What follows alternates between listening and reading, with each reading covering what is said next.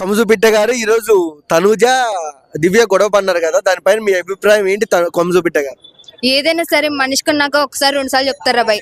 మా తనుజ యొక్క జోలికి వెళ్ళమాకండ్రా అంటే మా అక్క జోలికే వెళ్తున్నారు. చూడక్క నువ్వు గొడవ పడ్డావు, ఇప్పుడు కంపల్సరీ ఇప్పుడు ఈ వీక్ నేను ఇంటికాడ దగ్గర ఉంటావు. దయచేసి మా తనుజకు పెట్టుకోమాకండ్రా భయ్. అర్థమైంది? అది ఎవరైనా సరే, ఎవరైతే మా తనుజకి టార్గెట్ చేస్తారో నెక్స్ట్ వీక్ ఉండరు. ఇది మాత్రం ఫిక్స్, రాసి పెట్టుకోవడం అంతే. ఇంకా కాదు, తనూజ పర్సనల్ గా ఎత్తొచ్చా? మరి తప్పు కదా తనూజ. మరి అన్న ఒక విషయం, ఒక గొడవ పడేటప్పుడు మాట పెరిగే కొద్దీ గొడవలు వస్తూనే ఉంటాయి, ఏదో ఒక టాపిక్ వస్తూనే ఉంటుంది. అలా అని చెప్పి ఇంకా అలా తప్ప అనడమేనా? అంతేగా. అదే అన్న, మాట పెరిగే కొద్దీ ఏదో మాటలు వస్తుంటాయి అన్న, దాన్ని కూడా మాట్లాడడం కరెక్ట్ కాదు కదా. పర్సనల్ గా మాట్లాడొద్దు కదమ్మా. పర్సనల్ గా ఎట్లా మాట్లాడతారు అని ప్రేక్షకులు అంటున్నారు. ఇన్ని బిగ్ బాస్ సీజన్ లో ఎవడ పర్సనల్ మాట్లాడలేదా చెప్పన్నా? ఇన్ని సీజన్ లో ఎవడ పర్సనల్ బయటికి తేలేదా?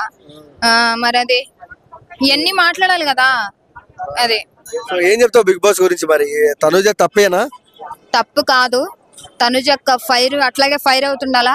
ఎందుకంటే ఇంకా 2 వీక్స్ ఉంది కాబట్టి మా తనుజ అక్క ఇంకా మామూలుగా ఉండదు. ఇంకా బిగ్ బాస్ దత్తరిల్లిపోతాయి. బాహుబలి 3, పుష్ప 3, తనుజ అక్క 3, బిగ్ బాస్ ద విన్నర్ నీకు కనిపించేస్తుంది. ఇంకా బిగ్ బాస్ నిజం చెప్తున్నాక ముందులో అడ్వాన్స్ గా కంగ్రాచులేషన్స్ అక్క, నీకు ఫుల్ దిల్ ఖుషి. ఇంకా నీకు కప్పనా, కప్పు గెలిచినందుకు 50 లక్షలు,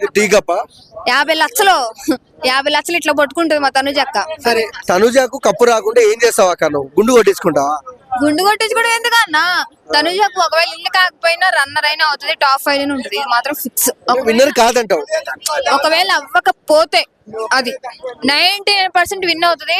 ఎవడో 1% ఎక్కడో దేవుడు ఏమన్నా కనుకరించకపోతే, కాకపోతే రన్నర్ అవుతుంది అంట. సో ఓవర్లో బిగ్ బాస్ గురించి ఏం చేస్తావు అక్క? Tanuja Bigg Boss winner.